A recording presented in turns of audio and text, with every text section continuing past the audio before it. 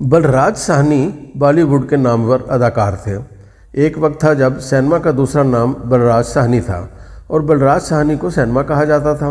ये 1913 में रावलपिंडी में पैदा हुए, गार्डन कॉलेज में पढ़ते रहे, फिर गवर्नमेंट कॉलेज लाहौर चले गए, वहाँ से अंग्रेज़ी लिटरेचर में एमए किया, रावलपिंडी वापस आए, शादी की और बेगम को लेकर बंगाल चले गए और रविंद्रनाथ टैगोर यूनिवर्सिटी शांति निकेतन में अंग्रेज़ी पढ़ाने लगे। महात्मा गांधी से राब्ता हुआ, गांधी जी ने इन्हें लंदन भिजवा दिया और ये बीबीसी में भर्ती हो गए। वहाँ से उनका सदाकारी और अदाकारी का कैरियर शुरू हो गया और फिर बलराज साहनी ने पीछे मुड़कर नहीं देखा।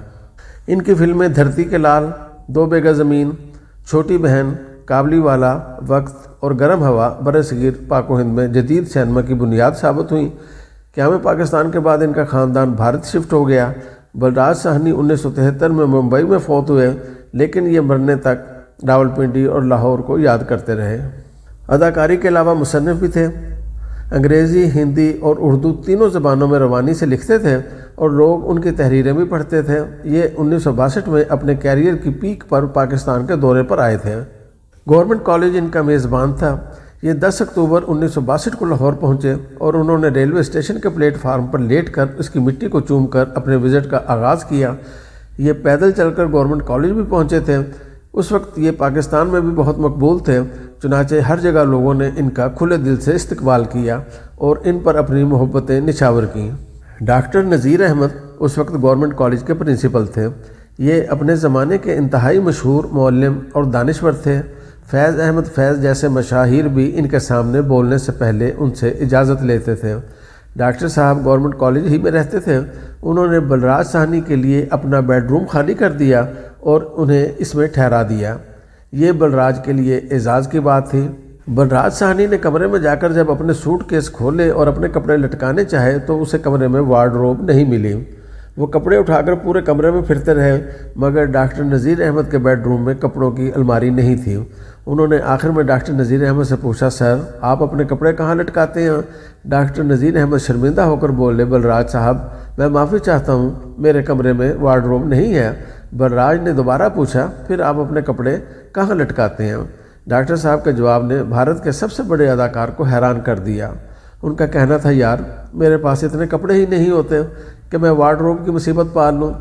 ये सुनकर बलराज देर तक उनकी तरफ देखते रहे।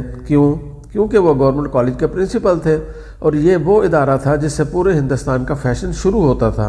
बलराज साहनी ने तहकीक की तो पता चला डॉक्टर साहब के पास सिर्फ 2 सूट हैं, एक लॉन्ड्री में होता है और दूसरा वो पहन लेते हैं। स्लीपिंग सूट वो बाथरूम में लटकाए रखते हैं, जूता वो 4-5 साल के लिए ख़रीदते हैं, ख़राब हो जाए तो उसकी मरम्मत करा लेते हैं, ज़्यादा ख़राब हो जाए तो मजबूरी में नया ख़रीद लेते हैं और जब तक वो भी मुकम्मल तौर पर जवाब नहीं देता वो इसका इस्तेमाल भी जारी रखते हैं। ये 1960 की दहाई में गवर्नमेंट कॉलेज के प्रिंसिपल और मुल्क के बड़े दानश्वर का लाइफ स्टाइल था और वो ऐसे प्रिंसिपल थे जो सदर अयूब खान को भी इम्तहान के दिनों में कैंपस आने की इजाज़त नहीं देते थे। उन्होंने गवर्नमेंट कॉलेज की 3 अतराफ़ की सड़कों पर हारन बजाने पर पाबंदी लगाई और ये पाबंदी 30 साल कायम रही थी। लेकिन आप इस शख्स की सादगी देखें, इसके कमरे में वार्डरोब नहीं थी। अब सवाल ये है, क्या डॉक्टर साहब सादगी के सिलसिले के वाहिद मुजद्दिद थे? जी नहीं। दुनिया का हर बड़ा इंसान और बड़ा मुआशरा डॉक्टर साहब की तरह सादा होता है।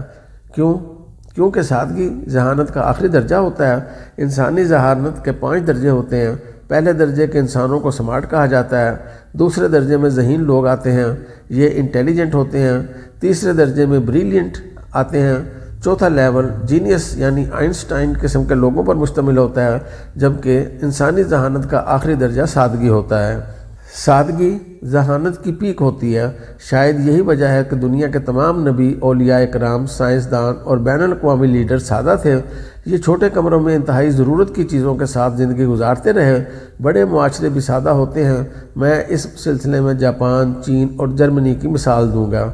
ये तीनों दुनिया की बड़ी मईशतें हैं, लेकिन इनके लोग इंतहाई सादा और आजिज़ हैं। आप इनसे रास्ता भी पूछेंगे तो ये हाथ जोड़कर आपके सामने खड़े हो जाएंगे।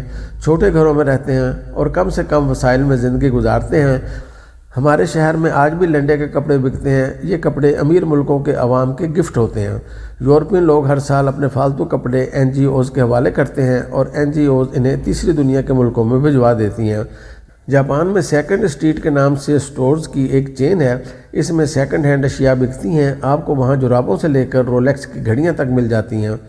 جاپانی لوگ تھوڑا عرصہ استعمال کے بعد اشیاء کو آدھی قیمت میں بیچ دیتے ہیں اور سٹورز انہیں دوبارہ فروخت کر دیتے ہیں اور انہیں استعمال کرتے ہوئے کسی کو برا نہیں لگتا۔ آپ کو یہ سادگی دنیا کے بڑے لوگوں میں بھی ملتی ہے۔ مرارجی دیسائی بھارت کے وزیر اعظم تھے۔ ان کے بارے میں مشہور تھا کہ ان کے پاس 2 پائجامے اور 3 کرتے تھے۔ یہ برسوں یہ کپڑے پہنتے رہے۔ جب وہ پھٹ گئے تو ان کی بیگم نے کرتے کاٹ کر رومال بنا دیے اور دیسائی صاحب باقی زندگی وہ رومال استعمال کرتے رہے۔ ایپل کمپنی کے بانی اور مالک اسٹیو جابز نے پوری زندگی جینز کی سستی پینٹ اور $10 کی سیاہ شرٹ پہنی۔ ایپل کمپنی کے بانی اور مالک اسٹیو جابز نے پوری زندگی جینز کی سستی پینٹ اور $10 کی سیاہ شرٹ پہنی۔ اس کے کمرے میں فرنیچر بھی نہیں تھا۔ وہ فرش پر سوتا تھا اور انتہائی تھوڑی اور سستی خوراک کھاتا تھا۔ مرنے کے بعد اس کی وارڈروب سے 3 جوتے، 2 پینٹس اور 5 گھسی ہوئی سلیو لیس شرٹس ملی۔ بل گیٹس کے کپڑے بھی سادہ اور سستے ہوتے ہیں۔ آپ اسے 3 رنگوں کے سستے سوٹ میں دیکھیں گے اور یہ سوٹس بھی برسوں استعمال ہوتے ہیں۔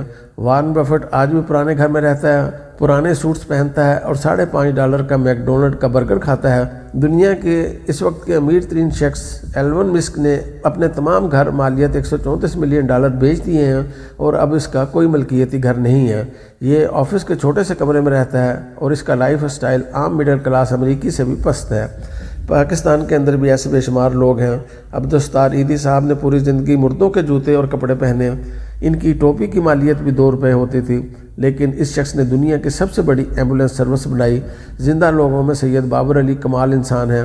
یہ 97 سال کی عمر میں بھی لمز میں ایسے ڈپارٹمنٹس بنا رہے ہیں جو 10 سال بعد مکمل ہوں گے، لیکن آپ ان کے کپڑے اور جوتے دیکھ لیں، آپ حیران رہ جائیں گے۔